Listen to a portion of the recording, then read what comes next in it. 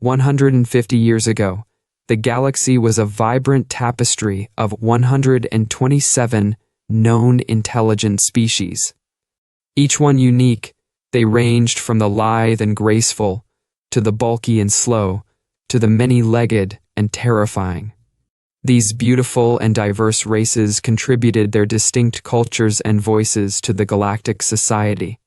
But now, only 56 of these species remain above endangered levels. Of those 56, one stands out: humans.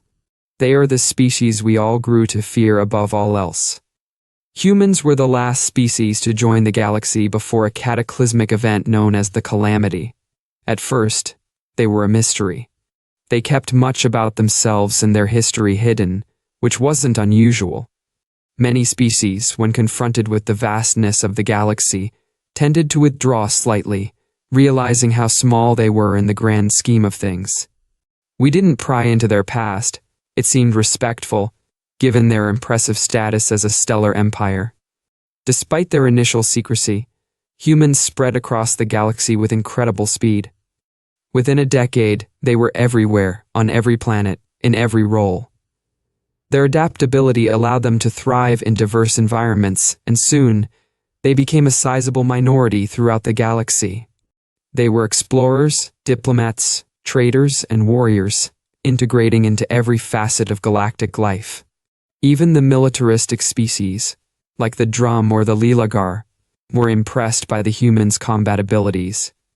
Humans quickly gained positions of leadership, defeating former leaders in duels and assuming control. Yet, despite their growing presence and influence, they remained tight-lipped about their history.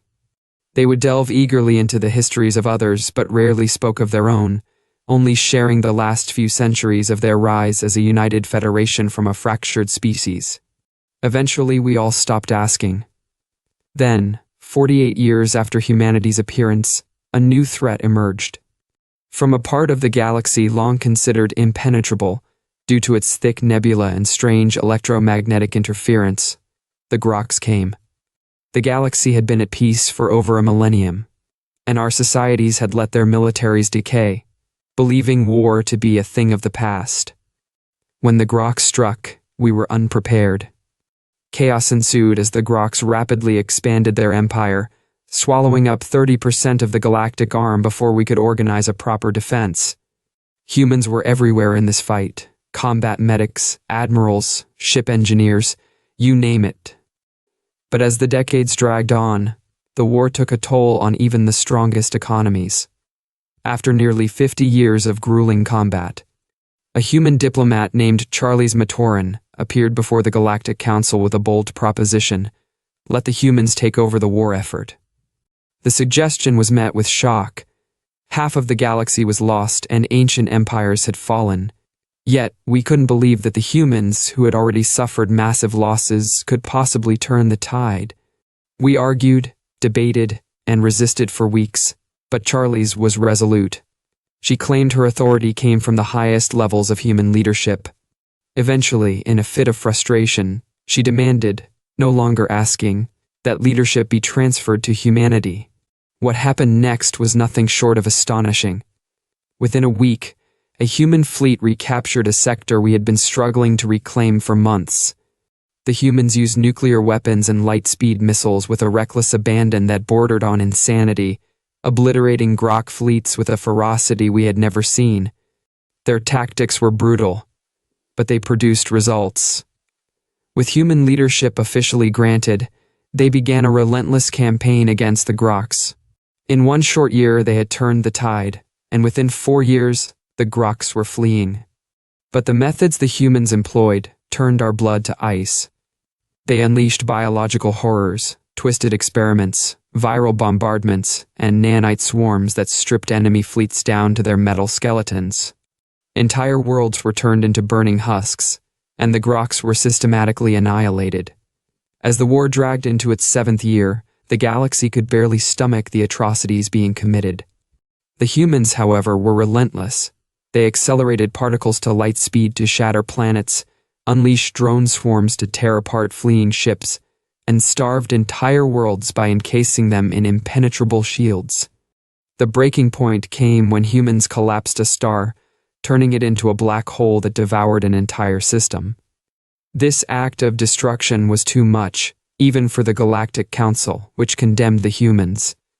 But the humans responded with a chilling message. This is war. In war there is but victory or death, and we will achieve victory. With that message came a complete history of humanity, revealing a legacy of millennia of war. From their earliest days, humanity had been defined by conflict, nation against nation, government against insurgents, even civil wars fought simultaneously with invasions. They had nearly annihilated their own planet 5 times before they even left it, and in the 800 years it took them to reach the stars, they had fought 963 wars. And now we had unleashed this war-hardened, relentless species on the galaxy. The humans kept their promise. The Grocs were beaten back to their corner of the galaxy, and their systems were torn apart in a genocide so complete it would be remembered for eons. And when the war was over, the humans simply disbanded their military, sealed their horrors away, and returned to their lives as if nothing had happened. But the galaxy would never forget what we had witnessed. The humans' capacity for war was unmatched, and the horrors they could unleash were beyond comprehension. While they never threatened anyone directly, they didn't have to. The galaxy knew what they were capable of, and that knowledge alone was enough to ensure no one would ever dare cross them again.